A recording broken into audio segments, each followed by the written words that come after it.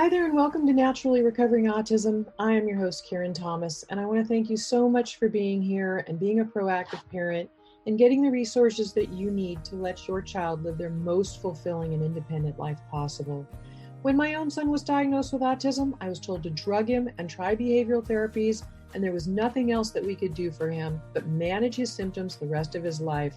But I didn't want to do that. Fortunately, my background in craniosacral therapy of now 30 years let me know that the brain can and does heal, but I didn't know that much about autism. What I did know is that I didn't want to just mask the symptoms with dangerous drugs. I wanted to find the causes and work with them naturally.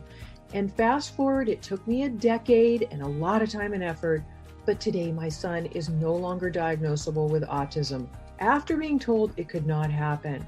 So I'm here to share with you valuable resources to save you the time and some of the expense that I had to spend to figure it out, and to help you let your child lead to their best results possible. Every child's level of recovery is different, but we know that children who couldn't sleep through the night are sleeping now through the night and happily. Their immune systems are now strong where they were once sick all the time. Children who were nonverbal and their parents were told they could never speak are now speaking. Children who were getting D's and F's in school are getting A's and B's. And those that were so anxious all the time and couldn't sit still and were uncomfortable in their own bodies are now calm and happy and relaxed. And they're leading fulfilling and independent lives with friends. This is what we want for our kids. So I'm here to share the resources with you so that you can get the best results for your child, the best possible. And you can start that right now with my free download of the top 7 foods to eliminate beginning today, of the top foods that are the most inflammatory and toxic that are contributing to those physical and behavioral symptoms of autism that your child is having that are making his life uncomfortable. So you can get that right now at naturallyrecoveringautism.com/7 foods. And feel free to share that with anybody you know who would be interested. And I will also link to it in today's show notes. There's, of course, a lot more than diet, but this is something you could start doing today that will begin to reduce those symptoms. And I'm happy to share everything I can with you. So right now, let's dive into today's episode. Hi there, and welcome to Naturally Recovering Autism. Today I wanted to talk about how supplements versus health technologies vary and how we want to research those, because it's not always about supplements, it's about health technologies as well and how they can go together. And there are so many honestly bad products on the market that when I learn about something new, I like to research it in depth, use it personally. And in our last episode, number 251, I went into a little bit more detail for you about that. So you can listen to that in podcast number 251. This is podcast number 252. So the show notes will be at naturallyrecoveringautism.com/252. This one's going to be a little bit more about what the difference is in various supplements and health technologies and how they work and how they can work synergistically, and why how I research each and why I choose to use certain ones, because it's very important to research in depth and personally use things, and not only just research the product and look at the ingredients, but who's the person behind the company, what are their manufacturing processes, especially when it comes to supplements, because some of them naturally can be derived and they might have contaminants from the earth. What is their process for clearing those contaminants out? Do they put bad fillers in their supplements? And how to know, to look at all of those things as well. So let me start from the beginning here. Supplements and health technologies can support the body in a lot of different ways. So in this episode, I'm going to talk about, again, how they differ, why delivery methods matter, and how to choose the right approach. When most people think about improving their health, they often think about supplements, vitamins, minerals, herbs, amino acids, and nutrients. But supplements aren't the only tools available. Today, they're used in a lot of different health technologies designed to interact within the body in ways that don't involve taking a pill, powder, or liquid. So what is the difference? And how do you know which approach is right for you? The answer begins with understanding that supplements and health technologies are fundamentally different categories. They're very different. This may have completely different mechanisms of action and delivery methods. And it's why I believe it's important to understand how each works before deciding whether it deserves a place in the overall health approach, or in your, to reach your own goals. So learning how supplements work generally provides the body with a substance it can use. So depending on the supplement, this might include, again, vitamins, minerals, amino acids, fatty acids, herbs, enzymes, and other nutritional compounds. The body must then process these substances. This is where factors such as digestion, absorption, metabolism, and bioavailability become really important. And two products may contain the same ingredients but still behave differently in the body depending on the form, dosage, quality, and delivery system. And that's why I don't really simply just look at the ingredients listed on the label. I want to know what form is it in, especially if it's being used for children or somebody who won't swallow pills. We need to look at the delivery method for its availability. So there are liquids, capsules, powders, and pills. How well can the body absorb it? This is very, very important. Is it bioavailable? I.e. meaning as a supplement, how well can your body easily absorb and actually use it? Is the dosage appropriate? What other ingredients are included? Does it have any bad fillers in it? How is it manufactured? Because processing, again, is important, as many contain contaminants that we don't want. Those questions can make a significant difference when I'm evaluating any supplement. And then what about different health technologies? Health technologies can be very different as well.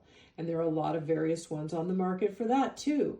So rather than providing nutrients or compounds to the body, some technologies are designed to interact with the body's own processes through a different type of delivery method.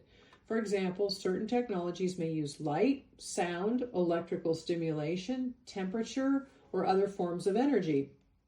The underlying mechanisms vary significantly from one technology to another. And this means that I can't evaluate every technology using the exact same criteria that I would use for a supplement.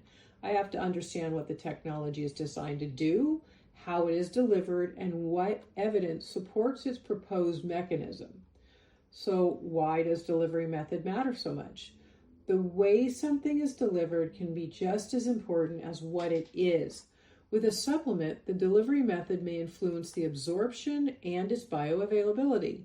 With health technologies, the delivery method may be an essential part of how the technology is designed to function with the body. That's why I always ask, how does this technology interact with the body? Is it non-invasive? What is the proposed mechanism and how does it work?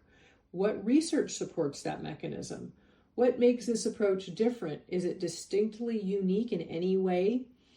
Understanding the delivery method helps with understanding what we're actually evaluating.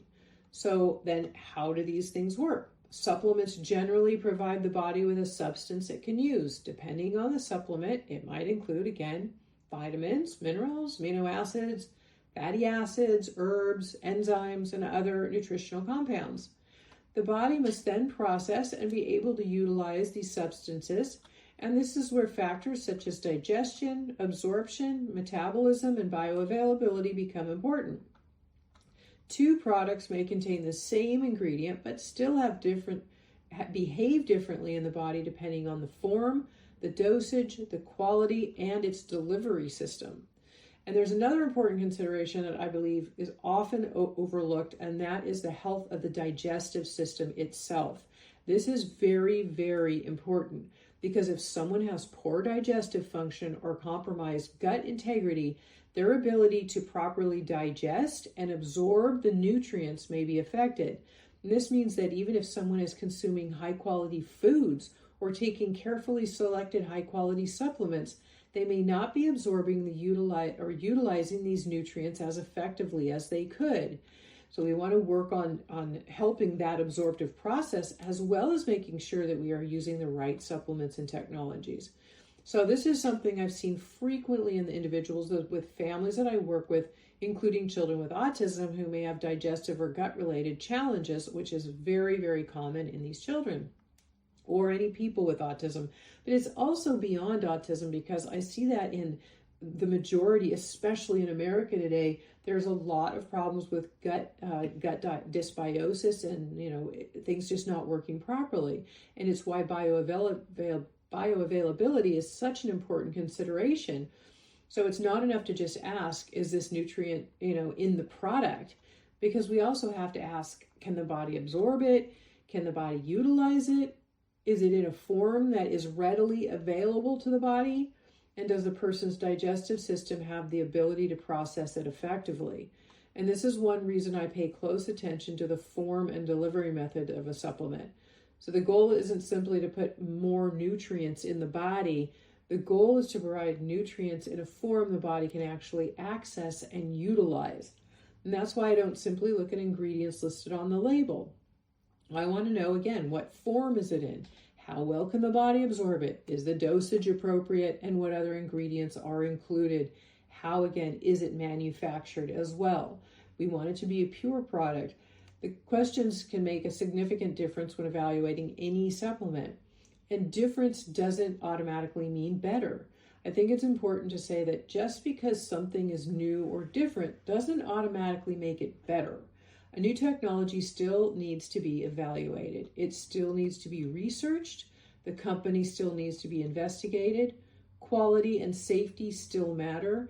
And the fact that something is innovative is a reason to become curious, not a reason to stop asking questions. That's why I use the same overall framework with everything I consider. I want to understand the science. I want to know about the quality, and I want to know who is behind it. I want to understand the delivery method. I want to consider safety. I want to know whether it's practical, how easy it is to use, and I want to determine whether it offers some meaningful value, that there's an actual reason for using it. We don't want to just use more things. We want to make sure that there's a specific need for it, and it meets our specific sensitive needs with these all of this criteria that I mentioned. And sometimes it's not either or, because one of the things I find interesting is that supplements and health technologies don't necessarily have to compete with one another. They can serve completely different purposes, and hopefully they work synergistically or help each other work better. A person may use nutritional support while also exploring a technology that works through an entirely different pathway. The important thing is understanding what each approach is designed to do and how it fits into the bigger picture. And I believe in building a thoughtful, individualized approach rather than constantly looking for one magic solution. Sometimes the most effective strategy is to combine several foundational approaches that complement one another. So there are the importance of individual needs. So another reason I don't believe in a one-size-fits-all approach is that every person is different. We all have different nutritional needs, different lifestyles, different sensitivities, different health histories, and different goals. And that's why something that works well for one person may not be a right choice for someone else.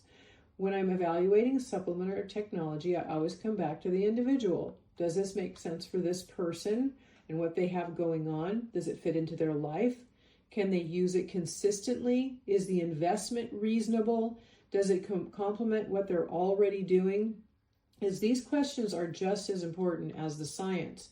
And my approach to choosing between the two is that I don't think the question should always be, should I use a supplement or a technology? Instead, I think the better question is, what does this individual need, and what tools might appropriately support the needs, their specific needs, to assist in reaching their ultimate goal? Sometimes the answer may be nutritional support, and sometimes it may be a health technology, and often it's both, if they work synergistically and complement each other and the body's ability to utilize each better. This is what's really important to me.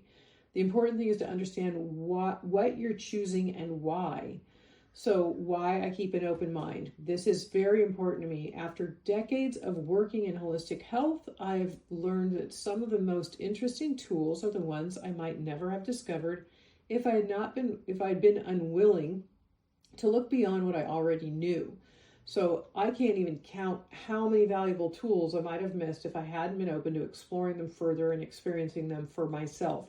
It's very important to me that I also use these products, these supplements, technologies, various things that I'm looking at possibly sharing with others. I use them myself and I use them with my own family, so that we have personal experience. It doesn't mean I accept every new product or technology that comes along, and it's quite the opposite. It means I stay curious while remaining discerning. So I ask questions, I investigate, I look into the research, I consider the company, and when appropriate, I use something myself so I can gain firsthand experience. Because sometimes the best way to understand whether something deserves further consideration is to be willing to explore it with an open but thoughtful mind. So the bottom line, whether you're considering a supplement, a health technology, or another approach to supporting your health, I encourage you to ask questions. Don't choose something simply because it's popular. Don't reject something simply because it's unfamiliar. Learn how it works, understand the evidence, look at the quality, research the company, consider the delivery method, think about your individual needs, and ask whether it makes sense for you. And that's the approach I use when evaluating the tools I consider for myself, my own family, and the individuals and families that I serve. Because ultimately, the goal isn't to find the most popular product, it's to find the right tools for the right person at the right time. And this is one of the reasons I've become interested in exploring health technologies that do not rely on the digestive system for delivery. This can help the body utilize things so much more efficiently. One example is a very specific phototherapy patch technology which uses an entirely different approach. It actually does not put anything into the body, but activates the body's own healing abilities. And in my next podcast, I'm going to explain what caught my attention about this particular technology, what I wanted to understand before using it, and why I ultimately decided it was worth exploring for myself, my own family, and sharing it with others for the value it offers. And if you're curious to learn more about that technology now that I'm talking about, then you can go to thrivingwithpatches.com, where you can learn more, including the science behind it and my personal story behind using it. But I will also explore this in our next episode. So again, that link is thrivingwithpatches.com.